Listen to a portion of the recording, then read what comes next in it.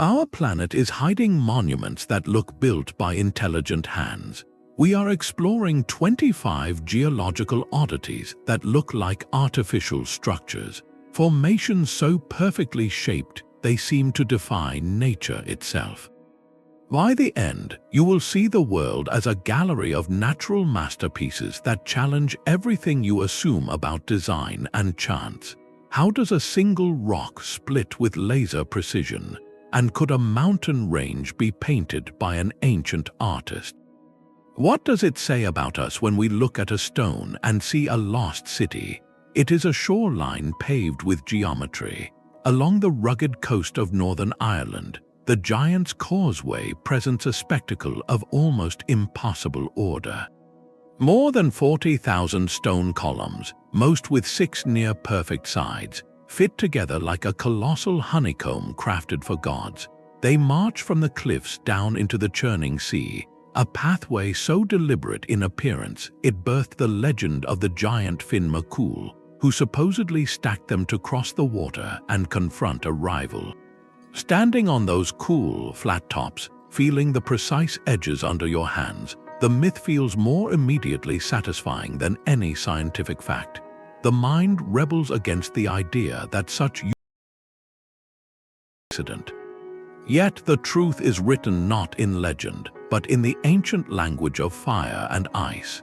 This formation is the result of a monumental volcanic event some 60 million years ago. As a thick layer of molten basalt lava cooled rapidly, it contracted. That contraction created stress, and that stress found release in a network of cracks. Just as drying mud forms a pattern of polygons, the cooling rock fractured downward, creating these astonishing columns in a process known as columnar jointing. The hexagon emerges not from a blueprint but from physics, as the most efficient shape to relieve the tensile forces within the cooling mass. It is nature's default setting for cracking under very specific conditions. And therein lies the profound wonder that launches our entire journey. The giant's Causeway is a masterclass in natural mimicry. It proves that the universe, through simple, relentless physical laws, can produce outcomes of such breathtaking regularity and scale that they appear, by every human measure, designed. It challenges our most basic instinct to separate the made from the born. If this can look so crafted, what else have we dismissed as mere rock, or worse, hailed as a lost civilization, when it is simply the earth expressing its own profound mathematical logic? This first oddity recalibrates our eyes. It teaches us to hold two truths at once, to marvel at the spectacle while understanding the mechanism, preparing us to look with a more discerning and more astonished gaze at the even stranger formations to come. From the geometric order of cooling lava, we journey to a landscape shaped by the relentless, swirling dance of water. Deep within South Africa's breathtaking Blyde River Canyon, the earth has been hollowed into a collection of forms so perfectly circular and smooth they seem to belong in a stonemason's workshop. These are the Bourke's luck potholes, a labyrinth of cylindrical wells and interconnected basins carved into the red bedrock of the Troy River. To stand at their edge is to peer into a series of immense stone cauldrons, their walls polished to a glassy sheen, their shapes echoing ancient grinding mills or the meticulous cells of a giant beehive. The immediate, powerful impression is of a place made with purpose, a site of ritual or industry where water now rests quietly in pools that look made to measure. How could such flawless roundness, such clustered regularity, be anything but the work of intelligent hands? The answer lies not in stillness, but in furious motion. These are not holes dug from above, but sculpted from within by the patient, abrasive power of a river over millions of years. The process begins with a slight irregularity in the riverbed, a small depression where a pebble gets trapped. As the water rushes over it, it begins to spin, creating a persistent, swirling vortex. That swirling current then picks up sand and gravel, turning the water itself into a liquid sandblaster that tirelessly grinds away at the rock, deepening and widening the depression into a perfect cylindrical pothole. Over epochs, these potholes grow, merge, and interconnect, creating the stunning, maze-like formation we see today. The mineral-rich waters have stained the rock in bands of ochre and cream, adding to the illusion of a crafted mosaic. This oddity presents a different kind of mimicry than the Causeway's cracking plates. Here, the mimicry is of drilling, of excavation. It looks like a quarry or a complex of sacred baths because the process abrasion is precisely the one we would use with tools. The earth, using only water, sand, and time, has performed an act of natural machining. It reminds us that flowing water is perhaps the planet's most profound and patient artist, a sculptor that works not with a chisel, but with a whisper, repeating the same gentle, grinding motion for eras on end until the impossible seems merely beautiful. The flowing water that carved the potholes also knows how to paint. Far from any ocean, in the high desert of Arizona, a frozen sea of stone ripples across the landscape in impossible curving lines. This is the wave, a formation within the Coyote Buttes where the solid earth seems to have melted into fluid motion. Its walls swirl in hypnotic bands of crimson, ochre, pink, and white, each curve flowing seamlessly into the next like a petrified masterpiece. To stand within its corridors is to feel utterly disconnected from the world of right angles and straight lines, immersed instead in a natural gallery of such profound aesthetic harmony that it feels curated. The patterns appear deliberate, rhythmic, as if a cosmic artist swept a brush across the sandstone in a single, inspired gesture. It is a place where geology transcends into pure art, challenging our belief that such beauty requires a conscious creator. The truth of its origin is a story written over 190 million years. This began not as a wave, but as a vast sea of sand, part of an immense desert system in the age of dinosaurs. Over eons, these towering dunes were buried and compressed under newer layers, their loose grains slowly cemented together by minerals like iron and manganese, which painted the sand with their distinctive hues. Then the patient forces of erosion took over. Wind and water, acting with unimaginable patience, began to strip away the softer rock, revealing the cemented dunes within. But they did not carve randomly. They followed the subtle variations in hardness left by the ancient wind patterns that first shaped the dunes. The result is a breathtaking fossil, not of a bone or a shell, but of the wind itself. The swirling bands are a cross-section of those prehistoric dunes, their rhythmic patterns a direct echo of the atmospheric currents of a lost world. Hiking through the wave is therefore a walk through deep time, a sensory experience of an ancient climate. This oddity presents perhaps the most compelling argument for nature as an artist. It creates a form of beauty that resonates with our deepest sense of balance and flow, a beauty we instinctively attribute to intelligent design. Yet its entire existence is a monument to chaos, the chaotic tumble of sand grains, the shifting directions of ancient winds, the random infusion of minerals. From that primordial chaos, through the simple, consistent laws of deposition and erosion, emerges a symphony of form and color. It forces a humbling reflection.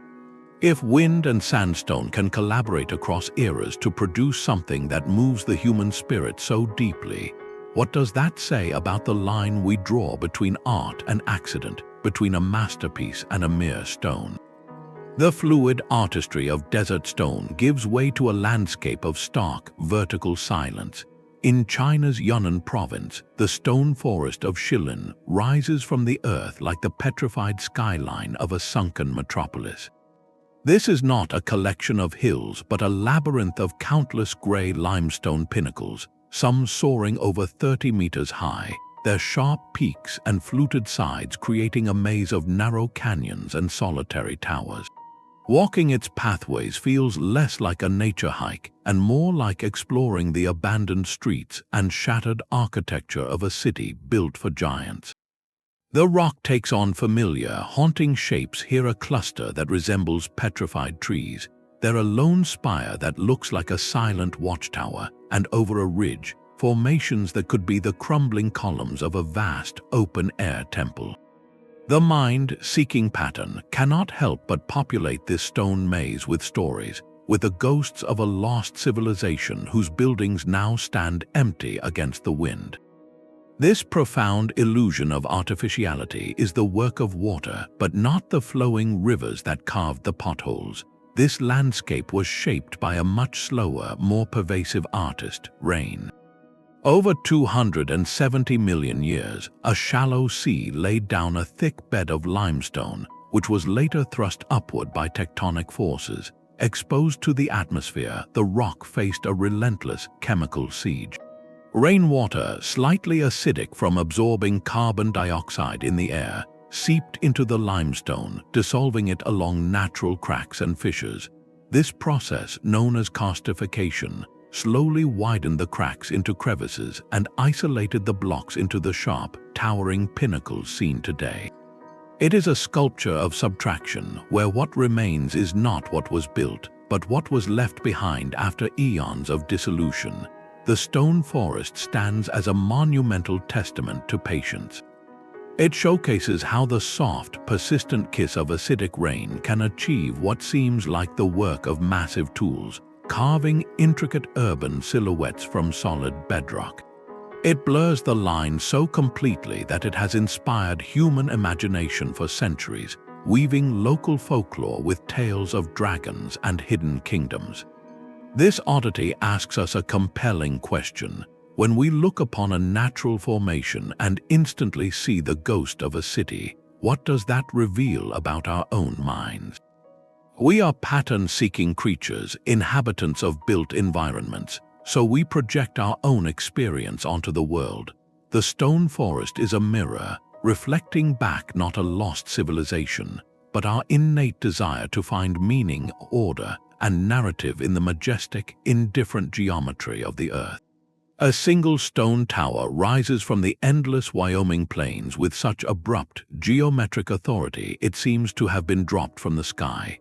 This is Devil's Tower, a monolith of staggering presence, standing 867 feet tall like the petrified core of a vanished mountain. Its most arresting feature is not just its height, but its skin, a dense network of deep, vertical grooves that give it the appearance of a colossal, fluted column or the gnarled stump of a mythical world tree. From a distance, the pattern appears unnervingly orderly, a bundle of stone pillars fused together by some immense, forgotten force. It is a sight that commands reverence, and for centuries it has received exactly that. Multiple Native American tribes hold the tower as a sacred site, with oral traditions speaking of its creation in times when the world was still being shaped. These stories are not mere myths, but profound explanations that honor its power and presence in the landscape, attributing its unique form to the actions of great bears or mighty spirits. This deep cultural legacy underscores how a landform can become a pillar of identity and spirituality, a natural monument around which human meaning coalesces. The scientific explanation, while different in mechanism, is no less dramatic. Geologists identified Devil's Tower as the remnant of a volcanic plug. Millions of years ago, magma forced its way upward through sedimentary rock but did not erupt. Instead, it pooled and cooled slowly beneath the surface, crystallizing into hard, igneous rock. As it cooled, it contracted and fractured, creating the spectacular columnar jointing that defines its face. Over eons, the softer sedimentary rock that once encased this hard volcanic neck was completely worn away by erosion, leaving the resilient plug standing in solitary defiance. So we have two narratives, one of cultural significance and one of geological process, both attempting to explain the same awe-inspiring object. This is where the oddity truly captivates us. Devil's Tower does not merely look built, it looks placed. Its solitary, symmetric rise from a flat plain feels intentional, like an altar constructed for a purpose beyond our understanding. This very quality propelled it to global fame as the otherworldly landing site in a classic film about alien visitation, a modern myth that simply traded ancient spirits for extraterrestrial engineers. The tower's power lies in this duality.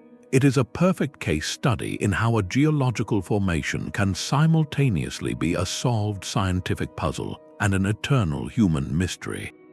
We can know the how and yet still feel the why. It stands as a monument to the fact that some wonders are so visually commanding, so out of place in their surroundings, that they forever spark the imagination, inviting us to see not just rock but meaning etched in stone. From the solitary grandeur of a tower that touches the sky, we plunge into a hidden chamber deep within the earth, a place of such surreal beauty it feels less like a cave and more like a vault holding the planet's most precious secrets. In the depths of a working silver mine in Naca, Mexico, lies a chamber that seems to defy the very logic of the mineral world.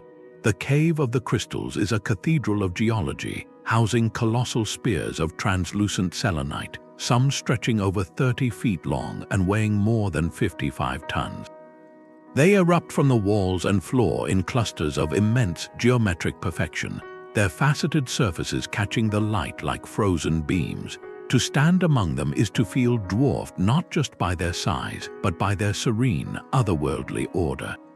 They resemble the crystalline core of a fictional starship, the icy pillars of a giant's palace, or the sacred architecture of a civilization that mastered light itself.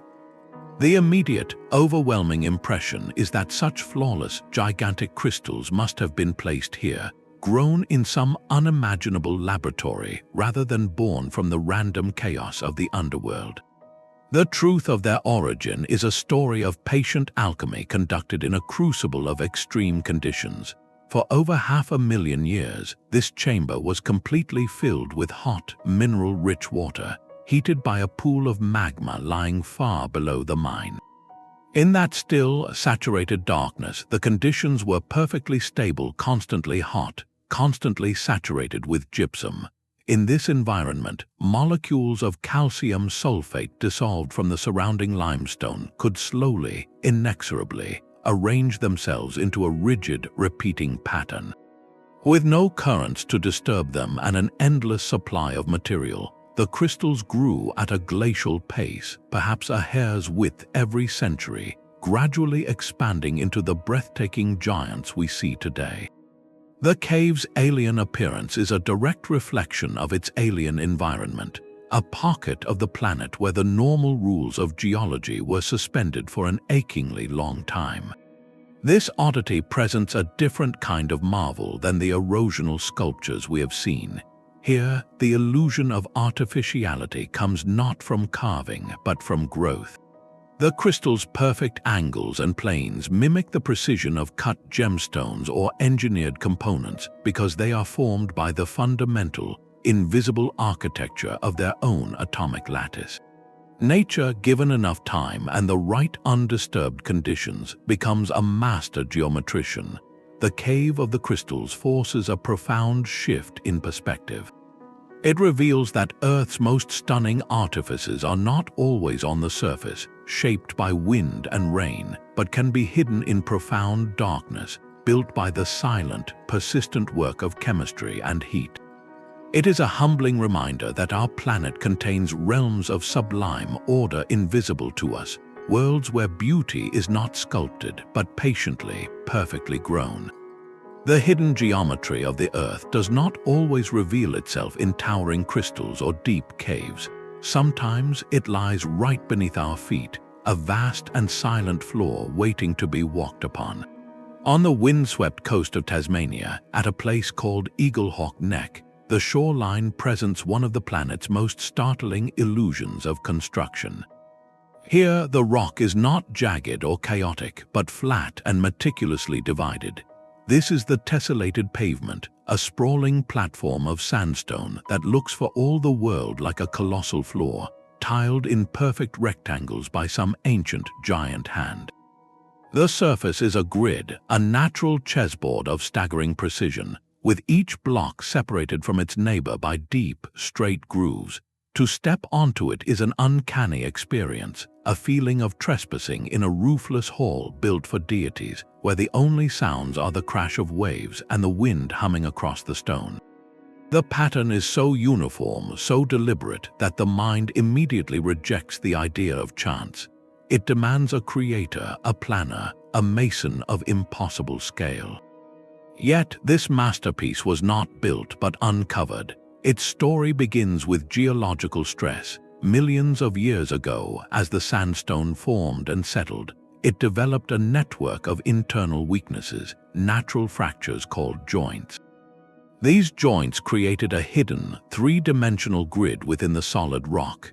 Then, the patient sculptor of erosion went to work. The relentless action of saltwater and sand, driven by the tides, did not wear the rock down evenly. Instead, it preferentially scoured away the softer material along those pre-existing joint lines. Over immense spans of time, this selective erosion deepened the grooves and left the harder rock between them standing proud, creating the raised, block-like sections we see today. The process is akin to nature tracing a hidden blueprint with water and grit, revealing a geometric skeleton that was always there, locked inside the stone. This oddity presents a profound lesson in perception. The tessellated pavement shows us that what appears as intelligent design is often the result of erosion following a path of least resistance, a path dictated by the invisible architecture of stress. It challenges our deep-seated association between straight lines, right angles, and human intention. Here, the coastline itself becomes a diagram of natural forces, a place where chaos and order perform a delicate dance.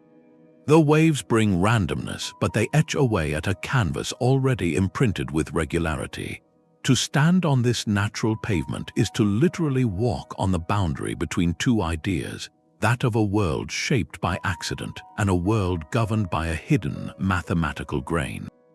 It makes one wonder if such perfect geometry can emerge from the interplay of fracture and tide. What other patterns do we mistake for artifice, simply because they speak a language of lines our own hands are so eager to build?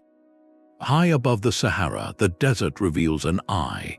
In the vast, empty expanse of Mauritania lies a formation so immense and perfectly circular, it can only be fully comprehended from the heavens. This is the Richat Structure, a colossal boulder, nearly 30 miles wide, its concentric rings of rock radiating outward like ripples from a stone dropped in a sea of sand. From an airplane window or a satellite image, it appears with startling clarity, a precise geometric wonder set upon an otherwise featureless tan canvas. Its appearance is so deliberate, so architectural, that it has long captured the imagination of storytellers and seekers, whispered to be the remnant of the legendary Atlantis, a circular city of gods now swallowed by the dunes. The sheer scale of its symmetry feels like a message, a mandala drawn on the planetary scale, inviting interpretation. For years, its near-perfect circularity led scientists to believe it was the scar of a cataclysmic asteroid impact, a logical explanation for such a profound crater. But the truth, as geology so often reveals, is more subtle and magnificent. The Richat Structure is not a hole from above, but a dome from within. It is what geologists call a deeply eroded symmetrical anticline. Imagine a giant bubble of layered rock, pushed upward by tectonic forces millions of years ago. This dome, once buried, has been slowly and meticulously exposed by the sandblasting winds of the Sahara over eons. The different rings we see are the edges of alternating layers of resistant and soft rock, each eroding at its own pace, etching the dome's internal anatomy onto the surface like a topographic map. The wind did not create the circular pattern. It merely unveiled it, sanding down the landscape to reveal the ancient, concentric skeleton below. This oddity stands as perhaps the ultimate testament to erosion's revelatory power. It shows us that what looks like a built environment from a distance, a planned metropolis or a ceremonial ground, can be the ghost of a geological process, a cross-section of deep time made visible. The Richat structure fuels speculation not because it hides a secret city, but because it perfectly mimics the idea of one. It plays upon our deepest yearning to find pattern and purpose in the landscape, to see the hand of a civilization in the Earth's own slow handwriting. It is a reminder that our planet is capable of producing its own grand, symbolic art, requiring no architect but time, no tool but the wind. Gazing upon its image, we are left with a humbling duality, seeing both a profound natural wonder and a mirror for our own endless capacity for myth. The desert's giant eye gives way to a shoreline dotted with stone spheres, as if a game of marbles for titans was abandoned by the sea. On New Zealand's Coco Beach, the Moeraki Boulders lie scattered like the forgotten toys of ancient gods. Some are over 6 feet across, their massive, perfect spheres resting in the sand or emerging from the cliffs, their surfaces etched with a network of polygonal cracks that make them look like fossilized dinosaur eggs or colossal cannonballs. They possess an eerie, manufactured quality, as if they were rolled here from a giant's workshop or dropped from the hull of a legendary ship. Their placement feels deliberate, their form too flawless to be a mere accident of geology, instantly sparking tales of alien visitors or petrified fruit from a mythical world tree. The reality of their birth is a patient story of chemistry and time, written in the mud of an ancient seafloor. These are not eroded stones but concretions. They began forming around 60 million years ago when this land was submerged under a deep ocean. As microscopic organisms lived and died, their remains settled into the soft mud on the sea bottom. In that quiet, dark ooze, minerals like calcite began to precipitate from the surrounding water, slowly and uniformly cementing the sediment together. This process started at a central point, often a fossil, a shell, or even a speck of organic matter, and grew outward in all directions at a remarkably even rate. Over millions of years, this incremental accretion created these astonishing spheres, their perfect roundness a testament to the consistent, isotropic conditions of their deep sea cradle. The dramatic cracking on their surfaces, called septaria, came later, as the concretions dried out and shrank slightly after being uplifted from their muddy tomb, creating the beautiful, patterned fractures that enhance their otherworldly appearance. The Moeraki Boulders offer a quiet but profound lesson in natural artistry. They show us that symmetry does not require a guiding hand, but can emerge from a simple, persistent mineral growth radiating equally from a center. While they evoke images of crafted artifacts, they are in fact the opposite, objects formed by accumulation, not carving. They turn a windswept beach into an open-air gallery, where each sphere is a sculpture created by the slow, invisible brushstrokes of chemical precipitation. To walk among them is to witness the patient creativity of the planet, a creativity that works not with dramatic force, but with the gentle, persistent patience of a crystal growing in the dark, waiting eons for the sea to retreat and reveal its hidden masterpieces. The scattered spheres on the beach give way to a landscape that seems to celebrate color for its own sake. In China's Gansu province, the Zhangye Danxia landforms explode across the horizon in a breathtaking defiance of expectation. This is not a mountain range of muted stone, but a living canvas of brilliant crimson, ochre, lemon yellow, sage green, and soft lavender, all swept into smooth, rolling hills and sharp ridges. The bands of color flow in rhythmic, undulating layers, resembling the strokes of a master painter's brush on a planetary scale, or the impossibly vibrant layers of a colossal, sliced geode. To stand before it is to feel as though you are witnessing not geology, but art, a vast, abstract mural left by the elements for us to interpret. It looks less like a natural formation and more like the dyed sands of a ceremonial mandala spread across miles with impossible care. The immediate, joyful question is, how could such a riot of color, arranged with such fluid harmony, possibly be an accident of the earth?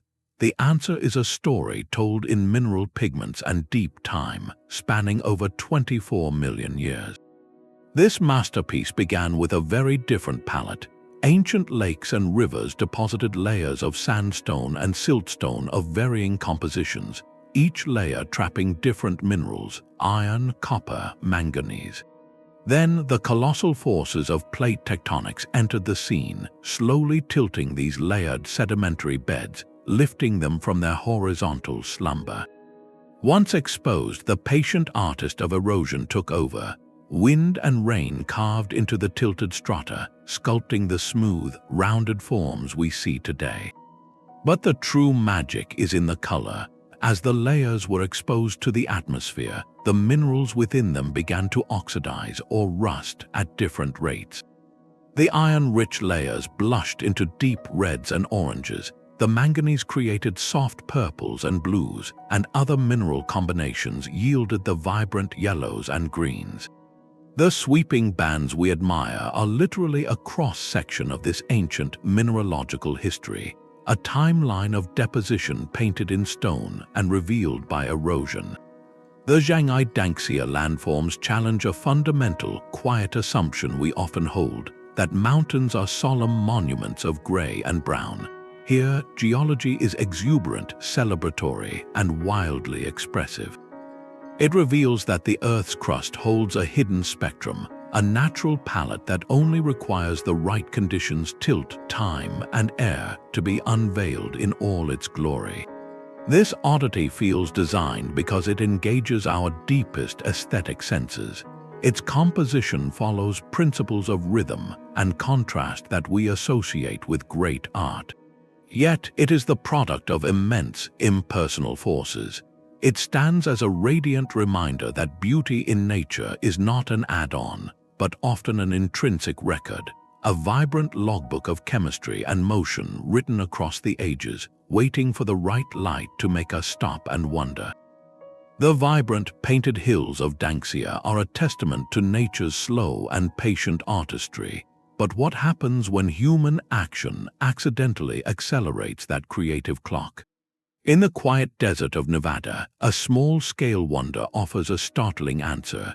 The Fly Geyser is a living sculpture, a bizarre, multi-colored mound that constantly bubbles, steams, and grows.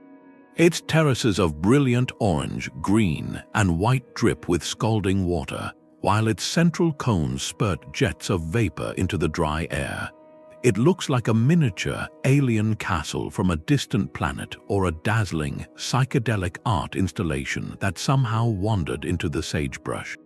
The immediate impression is of something built, a fantastical model of a geothermal landscape crafted with meticulous, artistic intent. Yet, its origin story is a perfect collision of human error and biological ingenuity.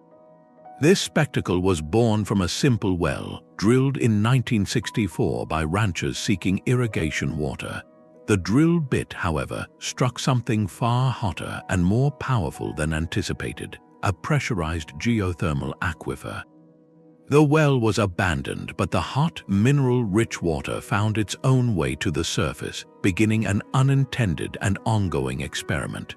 What makes the geyser truly remarkable and gives it its surreal color and form is not just the hot water, but life itself. Thermophilic algae and bacteria, organisms that thrive in extreme heat, began to colonize the flowing water. As they live and multiply, they precipitate minerals from the water, primarily silica, which slowly builds up around the vents. This living mat of microbes, painting the deposits in vibrant hues, is the primary architect of the geyser's terraces and spires. It is a structure built not by hands, but by a microscopic ecosystem, using geothermal energy as its power source. The Fly Geyser stands as a unique and fascinating hybrid in our journey. It is a human-triggered geological process that has been hijacked and directed by biology, resulting in a form of breathtaking, artificial-looking beauty. It masterfully blurs lines we often think are clear between accident and design, between natural process and artistic expression, and even between a mistake and a masterpiece. It forces us to reconsider agency in the landscape. Can something be both an industrial accident and a natural wonder? Can the unintended consequence of a drill bit become a site of genuine or inspiring creativity? This oddity suggests the answer is a vibrant yes. It shows us that when human action intersects with the planet's deep energies and resilient life, the result can be a new kind of oddity, one that grows, changes, and dazzles in real time, a living monument to the unpredictable beauty of unintended consequences. The living, accidental sculpture of the Fly Geyser demonstrates how quickly nature can craft the illusion of design. But some landscapes achieve their perfection through a far slower, more patient rhythm. In the heart of the Philippine island of Bohol, a gentle, rolling sea of green rises from the earth in a pattern so uniform it feels mathematically serene. These are the Chocolate Hills, a collection of at least 1,200 nearly identical mounds, each a soft, symmetrical cone blanketed in grass. For most of the year, they are a vibrant emerald, but in the dry season, the vegetation cures to a rich, golden brown, transforming the entire vista into what looks like a boundless field of giant chocolate kisses left to melt in the sun. The sheer repetition of form is hypnotic. They march across the horizon in orderly clusters, their spacing and consistent shape creating an overwhelming impression of a landscaped garden on a scale meant for deities. They look less like a product of random geology and more like the carefully placed burial mounds of a forgotten, giant civilization or the artistic whimsy of a cosmic being who decided to sculpt the earth into a gentle, repeating poem. This eerie uniformity begs a simple, powerful question. How can erosion, a force we associate with chaos and jagged edges, produce such a vast collection of nearly identical, soft shapes? The answer lies in a unique geological recipe. Millions of years ago, this entire region lay beneath a shallow sea, where thick layers of coral and limestone accumulated on the ocean floor. Tectonic forces later lifted this ancient seabed high above the water, exposing it to the elements. Then, the patient work of rain and groundwater began. Unlike the dramatic carving of canyons, this was a process of dissolution. Slightly acidic rainwater seeped into the limestone, slowly eating it away from within in a process called karstification. But here, the erosion did not create sharp pinnacles like the stone forest. Instead, the limestone layer was capped by a tougher, more resistant layer of marine clay and sandstone. As the softer limestone underneath dissolved, the hard cap remained, protecting the hills from being completely worn flat and guiding their erosion into these characteristic dome-like shapes. The result is a landscape of profound, natural harmony. The Chocolate Hills present a masterclass in how uniform conditions, a consistent rock type, a consistent cap layer, and a consistent climate can produce a uniform result. It is erosion following a single, simple rule across an entire region, creating a pattern so rhythmic it feels composed. This oddity challenges our deepest assumptions about the wilderness. We expect nature to be wild, unpredictable, and asymmetrical. Yet here, across hundreds of square miles, we find a gentle, geometric order that soothes the eye and quiets the mind. It suggests that within the Earth's apparent chaos, there can exist pockets of deep, inherent pattern, a natural symmetry that emerges not from planning, but from the consistent application of a single, physical law over millions of years. To gaze upon these hills is to witness the quiet, repetitive logic of the planet, a logic that can, under the right conditions, craft a landscape of such serene and perfect repetition that it feels like a lullaby written in stone and grass. The serene repetition of the Chocolate Hills shows nature's capacity for pattern, But what happens when the pattern is so perfect we cannot believe it is natural at all? Deep in the humid lowlands of Costa Rica's Diquis Delta, a different kind of mystery lies half buried in the soil. Here, scattered across the landscape, are hundreds of stone spheres, some as small as a child's toy, others massive, over 6 feet across and weighing several tons. Their surfaces, now worn by centuries of tropical weather, are hauntingly smooth, their shapes approaching a near impeccable sphericity.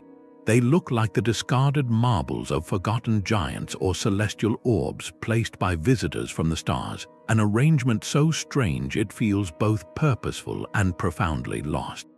Unlike the concretions of New Zealand, these spheres were not grown by mineral accretion.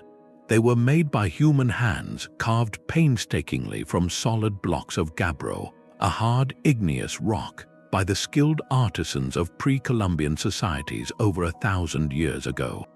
Using stone tools and an immense investment of time, they shaped these stones, pecking and grinding them into forms of stunning geometric precision. Yet, for all their human origin, their ultimate purpose has vanished with the people who made them. Were they astronomical markers, symbols of social rank, territorial boundaries, or sacred representations of celestial bodies? The silence surrounding their intent is complete, turning each sphere into a riddle in stone. This very ambiguity is why they so often appear on lists of geological oddities. Stripped of their cultural context, weathered by rain and roots, they could easily be mistaken for natural concretions like the Moeraki Boulders, a product of the Earth's own slow chemistry rather than human artistry. They exist in that fascinating, blurred space between the made and the born. The stone spheres of Costa Rica serve as a crucial bridge in our exploration. They demonstrate that the human drive to create order and perfect form can produce objects that so closely mirror nature's own masterpieces that the line between them becomes thrillingly thin.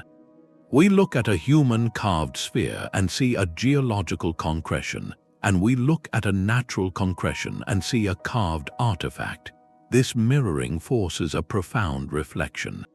It suggests that the beauty we find in natural geometry, the sphere, the hexagon, the spiral, resonates so deeply within us that we are compelled to recreate it, to leave our own echo of that perfection in the landscape.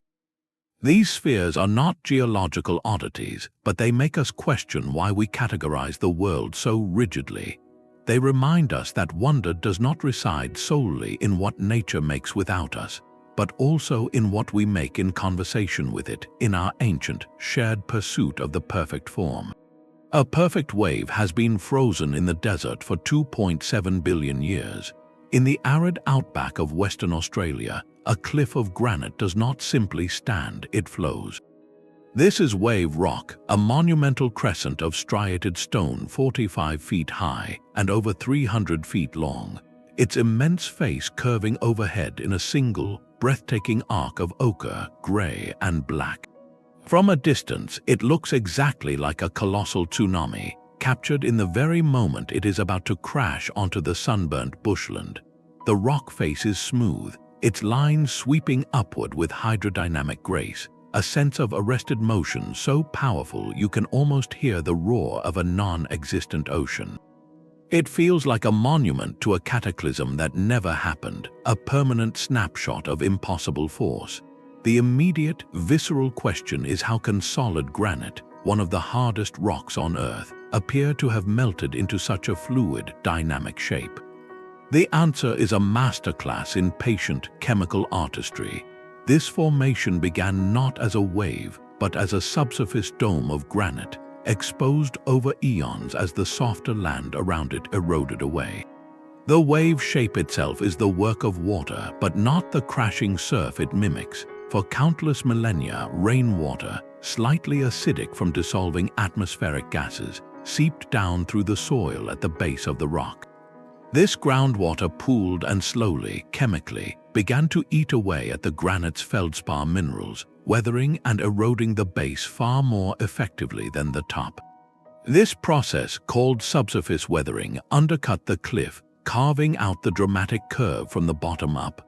The stunning vertical stripes of color are not paint, but mineral stains, streaks of iron and manganese washed down the face by countless rains, adding to the illusion of flowing stone. Wave rock challenges our deepest, most static assumptions about what rock is. We think of mountains and cliffs as permanent, immutable fixtures. Yet here, granite itself appears to be in motion, a fluid sculpture. It demonstrates with breathtaking clarity how the slowest, gentlest of forces, the persistent trickle of groundwater, can, given enough time, achieve what seems like the work of a single, catastrophic instant. This oddity resonates because it marries two opposing ideas, immense power and serene patience. It has the shape of a violent wave, but its creation was an act of profound geological stillness. To stand in its shadow is to feel both the dynamic energy of a moment and the deep, patient whisper of time, a reminder that the planet is not a still life, but a slow-motion ballet of form and reformation, where even the hardest stone is merely a dancer in an endless, graceful flow. The fluid grace of a stone wave gives way to a landscape of silent, frozen light. In Egypt's western desert, the white desert of Farafra is a realm of pure, surreal form, where the earth has been carved into a gallery of spectral sculptures. Here, the wind has not merely eroded the land, but has patiently sculpted a soft chalk limestone into a dreamscape of towering mushrooms, melting icebergs, and solitary sentinels that could be mistaken for mythical beasts caught in mid-stride. The color itself is startling, a brilliant, almost blinding white that glows under the sun and shimmers under the moon, making the entire scene feel detached from time and place. These are not jagged peaks, but smooth, rounded, flowing shapes, their curves so deliberate and their composition so balanced that they appear arranged by a meticulous, artistic hand. It feels less like a desert and more like an open-air museum of abstract art, or the sun-bleached ruins of a polar world that somehow drifted into the heart of the Sahara. The immediate, haunting impression is of a place that holds meaning, as if each formation is a monument or a marker left by a culture that understood the land as a canvas. This profound illusion of artificiality is the work of the desert's most persistent and invisible artist, the wind. Over countless centuries, sand-laden gusts have acted like a natural sandblaster, scouring the soft limestone plateau. The process is one of selective subtraction. The wind attacks the softer material more aggressively, leaving behind the harder, more resistant cores, which it then continues to shape into these smooth, often phallic or mushroom-capped forms. This is a karst landscape, but one born of arid erosion rather than watery dissolution, a testament to the wind's ability to carve with a patient, relentless precision. The white desert showcases a different kind of mimicry than the geometric patterns we have seen. Here, the mimicry is of organic form, of things that grow or melt. The formations resemble giant fungi, soft dunes of snow, or the rounded backs of sleeping animals because the process that shaped them, abrasion, naturally tends to smooth and streamline, eliminating sharp edges and creating flowing contours. It is a place that plays on our instinct to see the familiar in the abstract, to populate a silent, white world with the ghosts of living shapes. To wander here at dusk, when the long shadows stretch and the chalk glows with a cool, blue light, is to experience a profound quietude, a sense of walking through a dream that the earth has been slowly dreaming for millions of years. It challenges the very notion of a barren desert, revealing instead a land rich with silent, sculptural poetry, a reminder that emptiness is often just a stage, waiting for the right angle of light and the right frame of mind to reveal the statues hidden within the stone. The silent, white dreamscape of the desert finds a playful echo in a canyon filled with stone cones.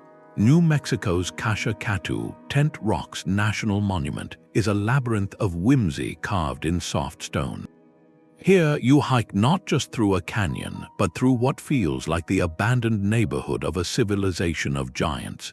The formations are slender cones of pumice and volcanic ash, many standing with a single, flat stone balanced delicately on top like a hat or a roof. They cluster together in groups, their silhouettes sharp against the blue sky, creating the unmistakable impression of a village of stone teepees or a field of colossal, melting ice cream cones left behind by some playful deity. The uniformity is charming and eerie, each cone a variation on a theme, as if built according to a shared, ancient architectural code. This landscape of playful, miniature spires feels designed for storytelling, a place where you half expect to see tiny doors or windows appear in their soft, sandy walls. The tale of their creation is a dramatic two-act play written by fire and water. Act 1 was a series of explosive volcanic eruptions over 6 million years ago, which blanketed the region in hundreds of feet of hot ash and pumice. As this material settled and cooled, it fused into a soft, layered rock called tuff. Then, the patient director of erosion took the stage. Wind and water began to carve into this soft volcanic plateau, but they did not work randomly. They found and followed vertical cracks in the rock, gradually etching out deep, narrow slot canyons. The conical shapes of the tent rocks themselves were sculpted because some of the tough layers were capped by a harder, more resistant layer of rock and debris. As erosion washed away the softer material beneath, these durable caps protected the pinnacles directly underneath them, resulting in the iconic capped cones we see today. It is a perfect collaboration between catastrophic violence and gentle patience. The volcano provided the soft canvas, and the elements provided the delicate, persistent brushstrokes. The Kasha-Katuwe tent rocks illustrate a different kind of order than the mathematical grids or perfect spheres we have seen. This is an order of repetition and clustering, a social order. They look like a community because erosion, when working on a uniform material with consistent caprocks, will naturally produce a family of similar forms. They stand together because they were carved from the same block, sharing a common origin story. This oddity sparks a uniquely human kind of wonder. It does not just look built, it looks inhabited. It invites us to populate it with myth, to imagine the lives of the beings who might live in such a whimsical, stony village. In doing so, it reveals a beautiful truth about our relationship with the land. We are drawn to patterns that mirror our own social structures, seeing villages in clusters and homes in sheltered forms. This canyon is a testament to nature's ability to craft not just grandeur, but charm, not just majesty, but a sense of playful, communal order that speaks directly to our storytelling hearts. The whimsical village of stone teepees melts away into a landscape of profound and eerie silence. In the remote high desert of New Mexico lies the Bisti-De-Na-Zin Wilderness, a place where the earth seems to have lost its mind in the most beautiful way possible. This is not a canyon or a cliff, but a sprawling badlands of muted gray, beige, and charcoal, eroded into a menagerie of forms so bizarre they defy simple description.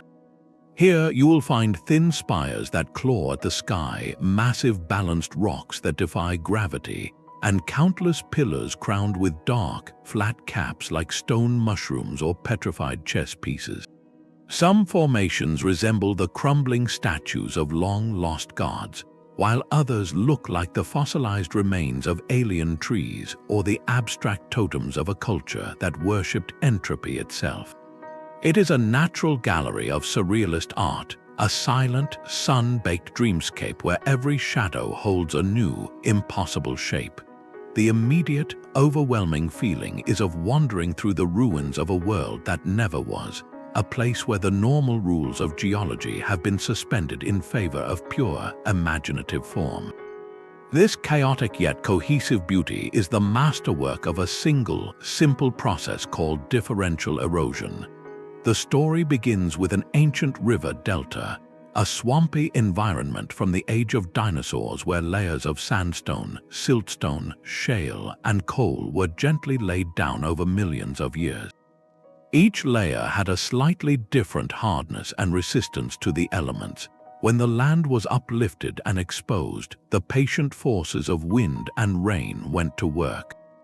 They did not wear the land down evenly. Instead, the softer layers of shale and coal eroded much faster than the harder, more resilient caps of sandstone. Where a durable capstone remained, it acted like a tiny umbrella, shielding the softer material directly beneath it from the worst of the weather. Over immense stretches of time, this protection created the iconic hoodoo, a pillar with a hard, protective head. But in the Bisti, the variety of layers and the complexity of their arrangement meant that no two hoodoos would ever be exactly alike. The result is this breathtaking menagerie, where erosion acts as a blind sculptor, revealing the hidden anatomy of the ancient delta one whimsical form at a time. This wilderness demonstrates the ultimate artistic potential of impersonal forces.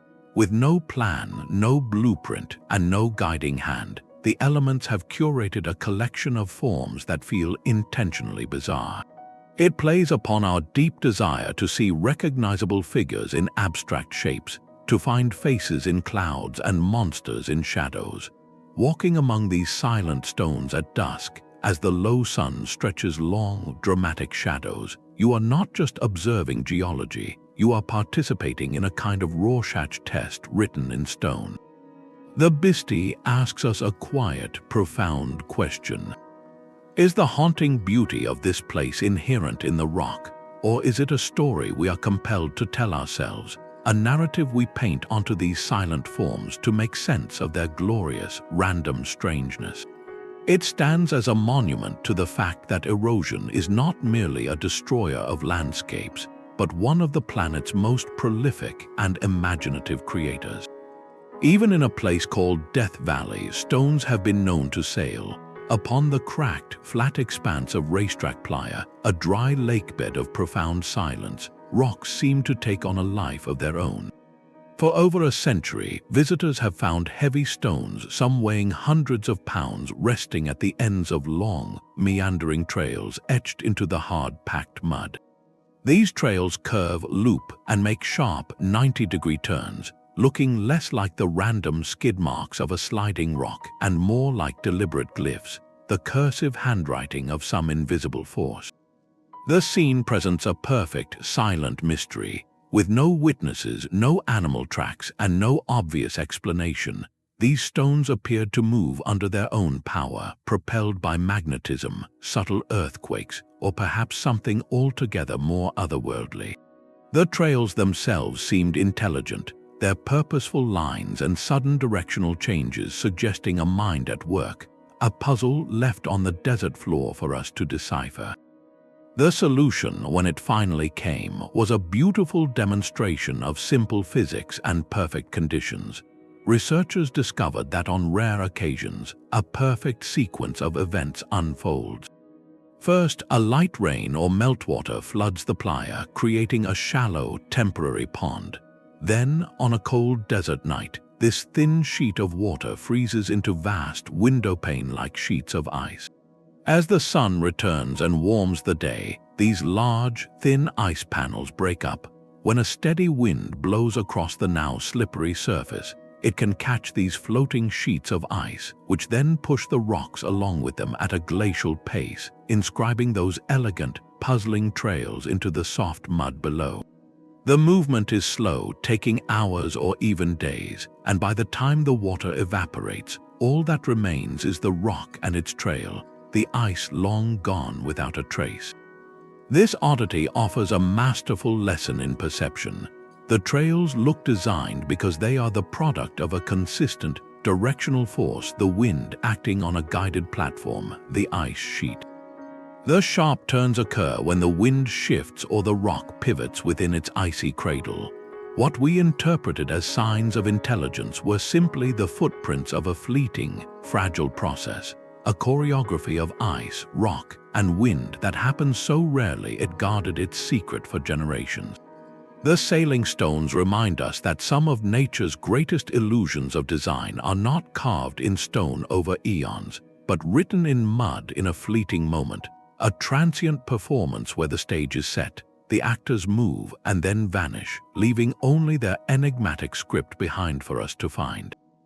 The sailing stones leave their temporary script upon the desert floor, but deep underground, other crystals grow in a silence so profound it feels eternal. Our 19th oddity takes us back into the heart of the earth, to caves that feel less like geological formations and more like the sacred vaults of a mineral kingdom. While the Cave of the Crystals in Naka holds its famous giants, other hidden chambers around the world offer their own visions of impossible geometry. In the abandoned silver mine of Pulpe, Spain, a single room contains a geode of staggering proportions, its walls lined with crystals of gypsum so large, so flawlessly transparent, they look like the interior of a cracked open jewel the size of a small house. Stepping into such a space is an experience of pure disorientation.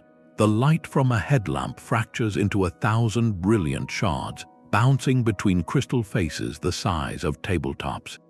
It feels less like a cave and more like the engine room of a crystalline starship, a chamber so perfectly faceted and ordered that the very air seems solidified into geometric perfection.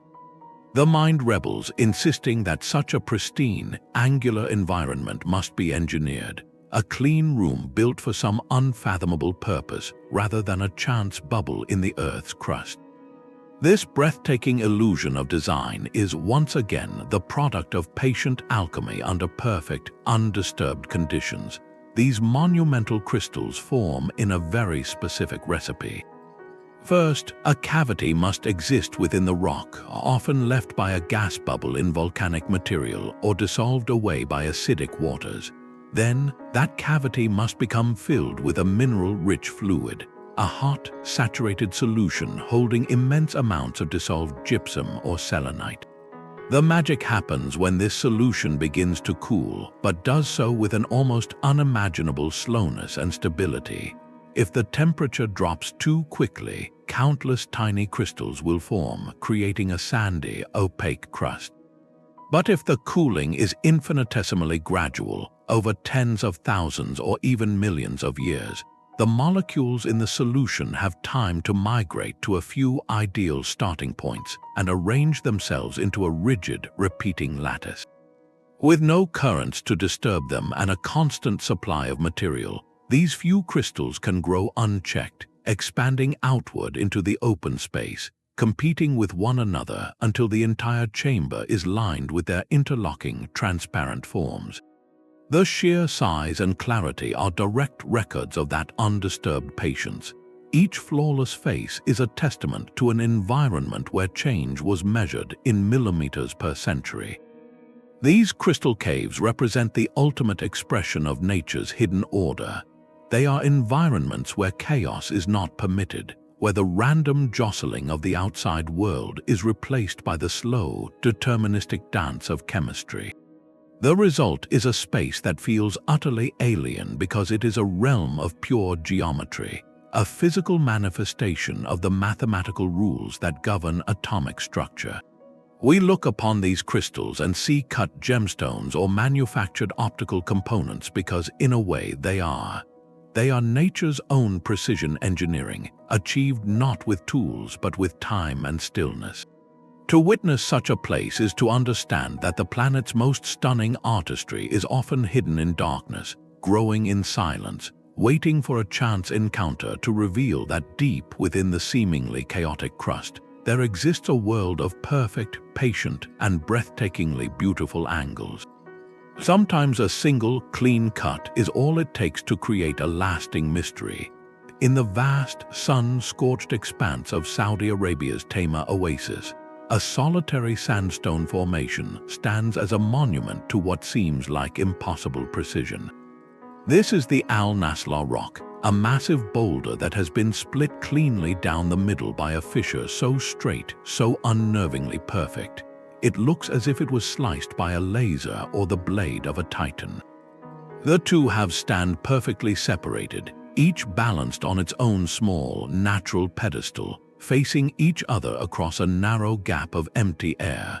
The overall impression is not of a rock that cracked, but of a sculpture that was deliberately cleaved and then placed with meticulous care. It feels like a doorway to nowhere, a monument left by a culture that understood geometry as a sacred language, or perhaps the testing ground for some forgotten, advanced technology. The mind, confronted with such a clean line in the middle of natural chaos, instinctively rejects a mundane explanation.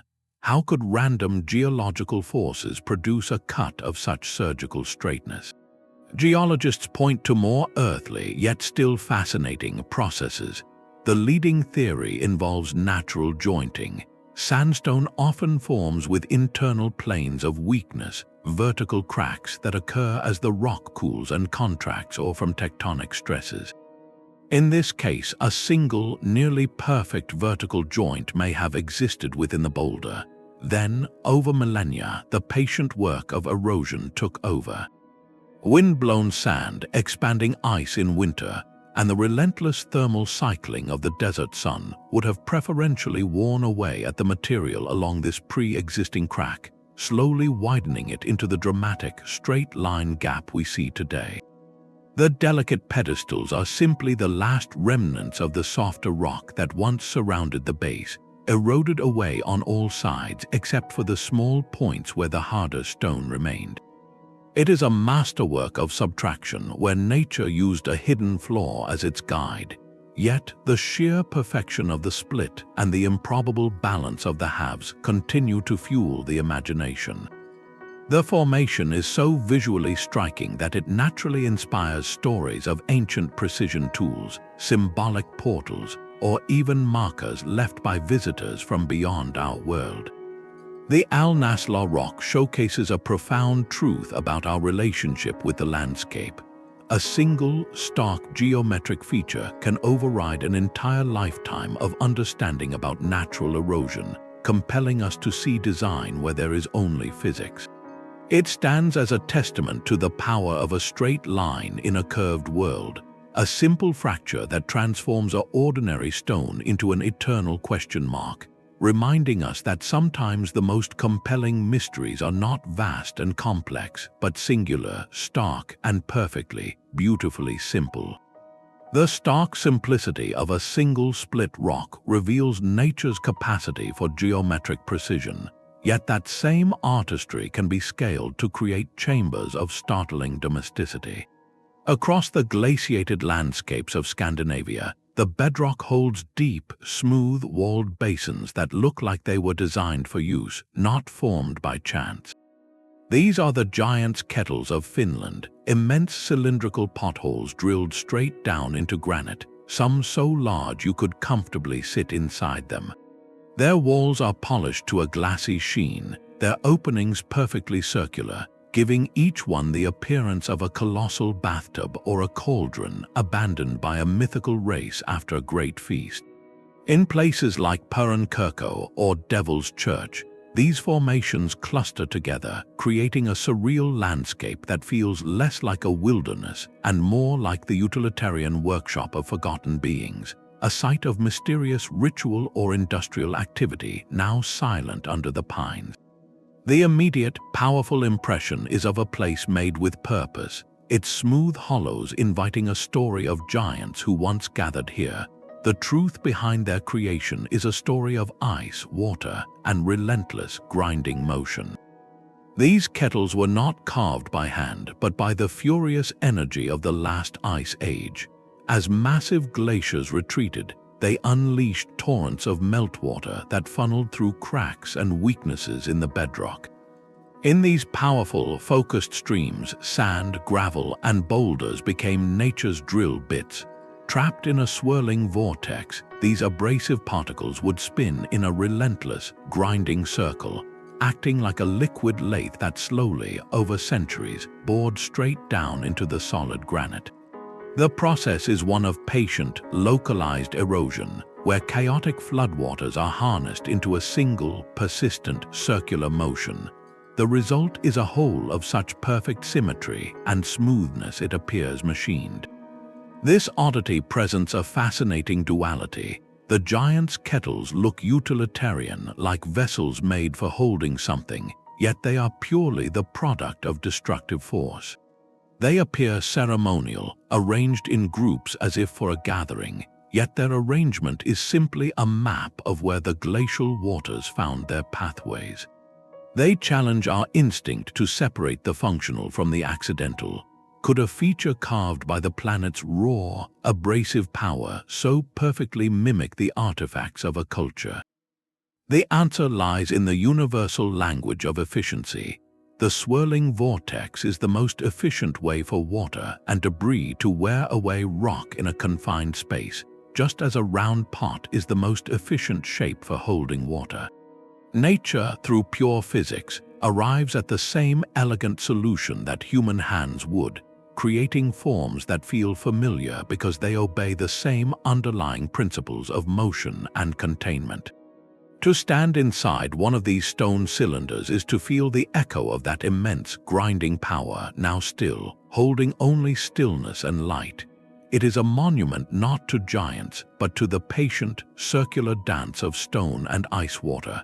A dance that leaves behind not ruins, but perfect, empty vessels waiting to be filled with nothing but our wonder. The glacial giant's kettles hold the memory of ice, but in the driest place on Earth, the wind sculpts a landscape of pure, silent theater. Chile's Valley of the Moon, nestled in the hyper-arid core of the Atacama Desert, is a realm where the planet seems to have distilled itself down to form and shadow. Here, you do not simply see a desert, you experience a vast, minimalist stage set. Immense salt flats stretch to the horizon like shattered panes of glass, their crystalline crusts crunching underfoot. Towering sand dunes curve in perfect, razor-sharp crests, their slopes etched with the day's last winds. And everywhere, the wind has carved the rock into a haunting gallery of forms, deep, smooth-walled bowls that mimic lunar craters, jagged ridges that resemble the crumbling parapets of ancient castles, and slender stone fingers that reach skyward like skeletal remains.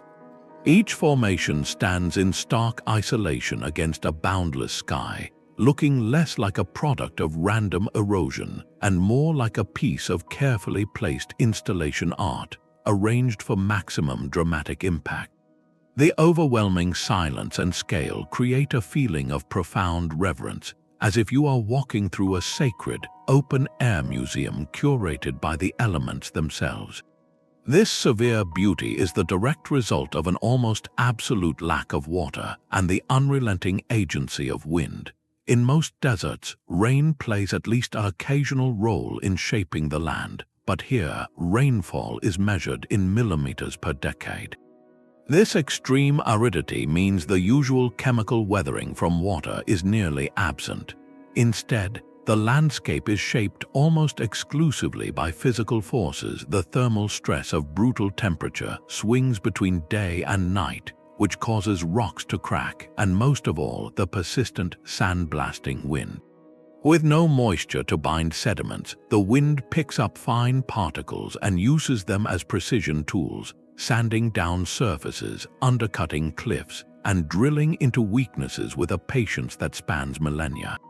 The formations appear so intentionally placed because the wind works as a universal sculptor, following the consistent patterns of atmospheric flow and the inherent weaknesses in the rock, creating a cohesive, if severe, aesthetic across the entire valley. This oddity challenges our deepest associations of beauty with life and abundance. The Valley of the Moon presents a vision of habitable beauty redefined. It is beautiful not in spite of its harshness, but because of it. The starkness strips away all distraction, leaving only pure geometry, contrast, and light. It feels like a science fiction film set because it represents a version of our own world pushed to an environmental extreme, a landscape that mirrors our imagination of alien planets precisely because it shows what Earth can become when a single, powerful force, the wind, is given absolute dominion over the stone. To watch the sunset here as the hills ignite in impossible shades of crimson and gold before dissolving into deep blue and black is to witness the planet in its most elemental, artistic mood. It asks us quietly, can a place be both profoundly inhospitable and overwhelmingly beautiful? And what does that say about the kinds of order and artistry that can only emerge from absolute, relentless simplicity? Fire and water are not supposed to coexist in quiet harmony, yet, tucked within a shaded grotto in New York's Chestnut Ridge Park, a small, unassuming waterfall performs this elemental miracle. Behind its delicate curtain of falling water, a flickering, persistent flame dances from a crevice in the rock. This is the Eternal Flame Falls, a place where geology has composed a scene of such profound, poetic balance it feels less like a natural feature and more like a hidden altar, a shrine maintained by the earth itself. The sight is mesmerizing and strangely intimate. The water cascades over a lip of shale, its gentle mist cooling the air, while just behind that liquid veil, a tongue of fire burns with a steady, unwavering light. It creates a pocket of sacred atmosphere, a spot that feels set apart for ritual or quiet reflection, as if you have stumbled upon a secret the planet has kept for millennia. The immediate, powerful impression is of a place that holds meaning, a symbol crafted not by human hands but by the deep, unseen processes of the rock below. The science behind this wonder is a story of microscopic life and ancient pressure. Deep underground, layers of shale rich in organic material are being slowly broken down by heat and the work of methanogenic bacteria. These microbes produce natural gas which seeps upward through fractures in the bedrock until it finds an escape at this precise cliff face.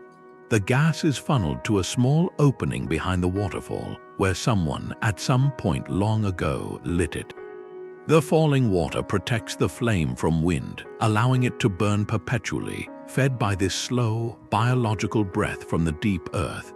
It is a perfect, self-sustaining system where one element shelters and enables the other. This oddity transcends mere geological curiosity. It merges the primal opposites of fire and water into a single, cohesive image of enduring balance. This merger feels intentional because it speaks directly to foundational human stories and spiritual metaphors, the trial by water and fire, the concept of an everlasting light, the sacred hearth that must never go out. The scene is so symbolically potent that it seems curated, as if nature itself understands narrative and designed this grotto as a place for contemplation. It demonstrates how geological processes, entirely indifferent to our myths, can accidentally create the perfect physical embodiment of them. The flame falls ask a gentle, reflective question. When we encounter a natural phenomenon that so perfectly mirrors our own deepest symbols, where does the meaning truly reside? Is it in the gas seep and the waterfall, or is it in the human heart that looks upon them and sees not chemistry, but an eternal flame? This small, wet fire in the woods suggests that perhaps the most profound wonders are those that allow the line between the world as it is and the world as we feel it to be too beautifully, brilliantly blur. The silent choreography of stones is not confined to dry lake beds. On the ashen slopes of active volcanoes, a different kind of migration unfolds. Here, lightweight rocks of pumice, some no larger than a loaf of bread, others as big as a suitcase, appear to wander across the gray, granular landscape. They leave behind them not the elegant cursive of the sailing stones, but a network of shallow, meandering tracks that crisscross the inclines like the purposeful trails of small, determined animals. These sliding rocks present another quiet puzzle, a scene where inanimate objects seem to have gained a slow, deliberate agency, moving in ways that suggest not random tumbling, but a collective, almost intelligent exodus. The patterns they create are intricate, often intersecting or running parallel, giving the entire hillside the appearance of a vast, cryptic diagram drawn by the mountain itself. It is another powerful illusion of design, a landscape that looks managed, its features arranged with an order that feels anything but accidental. The forces behind this movement are the volcano's own breath and pulse. While the stones themselves are inanimate, the environment they rest upon is anything but static. The primary mover is often the wind, which can be fierce and persistent on exposed slopes. It pushes against the irregular surfaces of the porous, lightweight pumice, inching them gradually across the fine, slippery ash.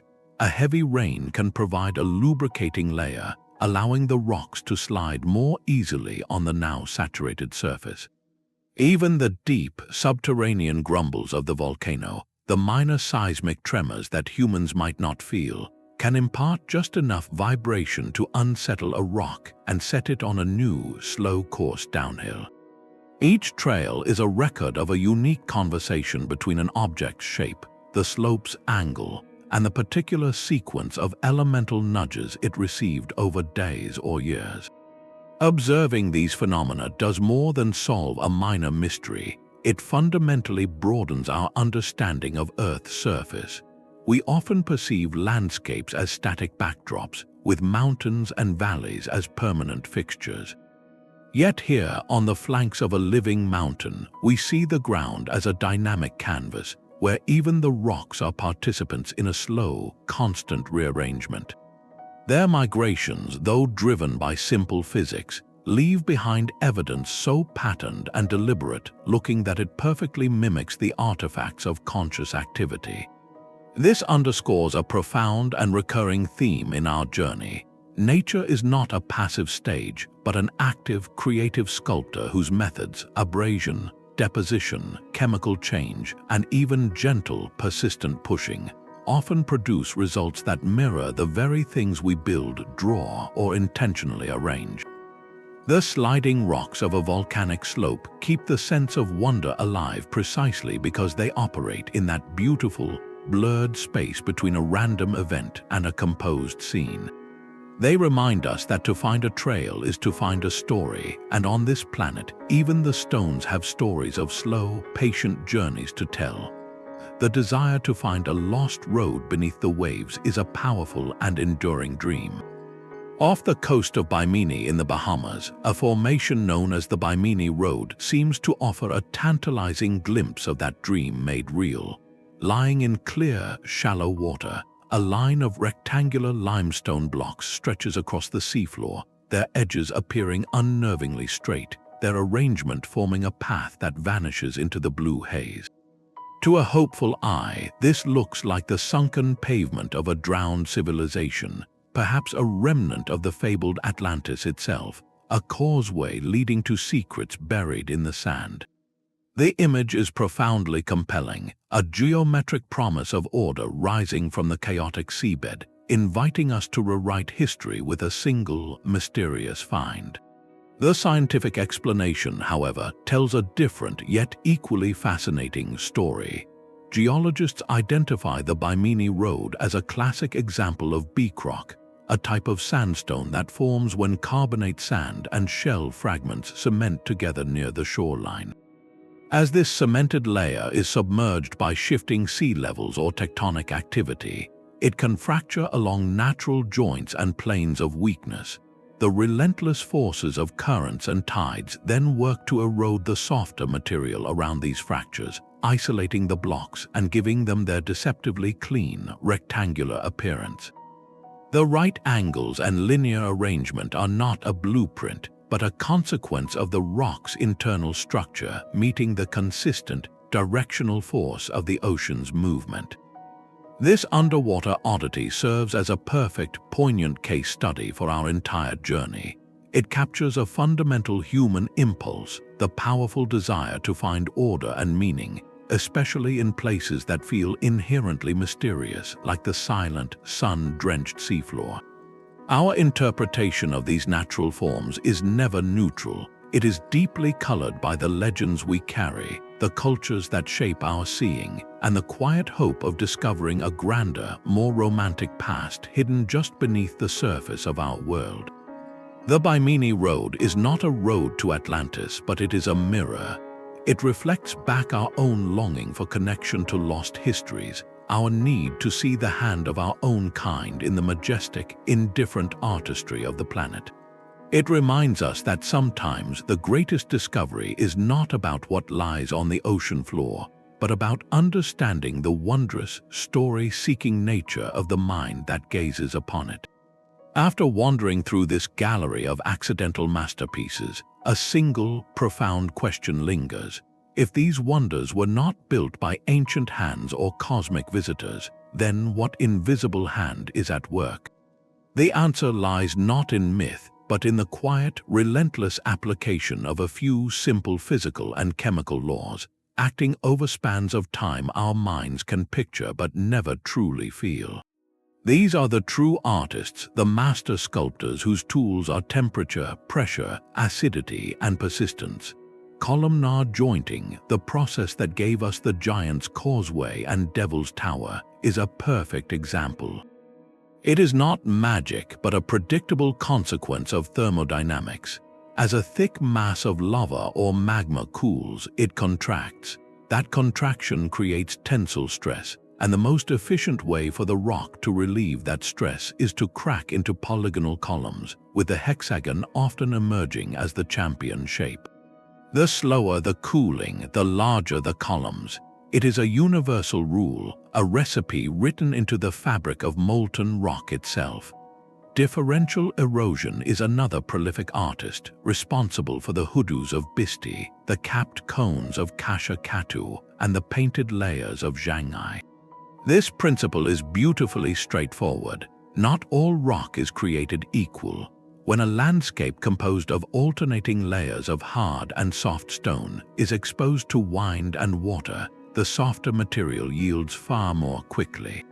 The result is not random chaos, but a revelation of the landscape's hidden anatomy.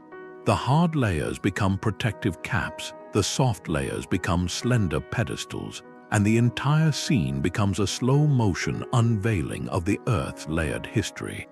The process is a patient subtraction where what remains is a monument to resilience. Then there is the quiet, chemical artistry of dissolution, seen in the stone forest and the chocolate hills. Here, the sculptor is not a physical force but a chemical reaction. Rainwater, slightly acidic from absorbing carbon dioxide, becomes a weak carbonic acid. As it seeps into fractures in limestone, it slowly dissolves the rock molecule by molecule, widening cracks into caverns and isolating blocks into pinnacles or smoothing them into domes. This process, called castification, is geology at its most patient, a proof that the gentlest of attacks, given enough time, can carve the most dramatic of landscapes. And what of the perfect spheres like the Moeraki Boulders? Their story is one of accretion, not subtraction. Concretion formation occurs when minerals precipitate from groundwater, cementing sediment around a central nucleus. If the conditions are perfectly uniform, if the mineral-rich water flows evenly from all directions, the growth will be spherical. It is a natural tendency toward symmetry, driven by the consistent rules of chemistry and fluid dynamics. The wind, too, follows its own logic. Prevailing winds from a consistent direction, armed with abrasive sand, will sandblast a rock face into smooth, flowing curves, creating the surreal silhouettes of the white desert or the undulating wave of wave rock. Each of these processes, cooling, erosion, dissolution, accretion, is a response to an environmental condition, a specific rate of cooling, a particular pH of water, a dominant wind direction. When these conditions hold steady across geological epochs, the results are forms of stunning regularity and apparent design. Understanding this science does not strip the mystery away, it transforms it. The wonder shifts from asking who built this to marveling at how the impersonal, automatic functions of our planet can conspire to produce such breathtaking complexity and order. It reveals a natural world that is fundamentally patterned, a place where chaos is not the default, but where simple rules, given time and consistency, generate profound beauty. Our planet becomes a gallery of accidental masterpieces, each one a testament to the elegant, unthinking creativity of physics and chemistry. This realization invites a deeper, more humbling kind of awe. We are not looking at the ruins of a lost civilization, but at the living, ongoing artwork of the Earth itself, an artistry that requires no artist, only the patient, magnificent flow of natural law. From the hexagonal Causeway to the split rock of Naslaa, our journey reveals a world where nature is the ultimate sculptor, architect, and artist. These 25 formations are not glitches in the system, but masterpieces of a slow, patient process, each one a testament to the profound creativity inherent in our planet's most basic functions.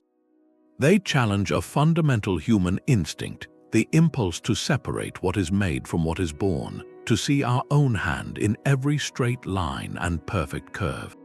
Yet, standing before these wonders, we are offered a richer, more humbling perspective.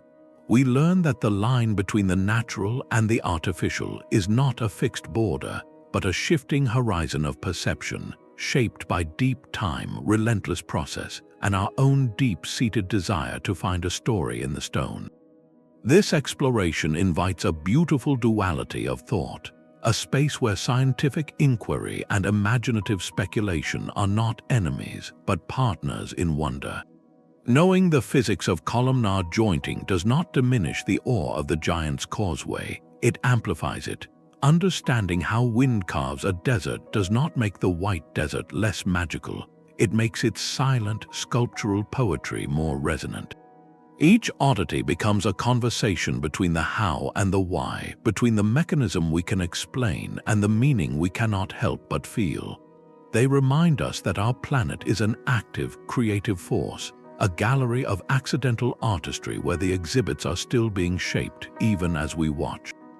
As this particular journey concludes, remember that the Earth's catalogue of mysteries is endless. For every formation we have marveled at, countless others wait in remote deserts, beneath silent seas, and within hidden caves, each holding a new puzzle, a new challenge to our assumptions. The true lesson is to carry this questioning gaze forward, to look at the familiar landscapes around you with fresh eyes, and to wonder what other illusions of design are hiding in plain sight, crafted by the patient hands of time and element. If this exploration of nature's magnificent mimicry has shifted your perspective, consider joining us for more journeys into the world's hidden wonders. We would love to hear your thoughts, so share in the comments which geological oddity made you question reality the most.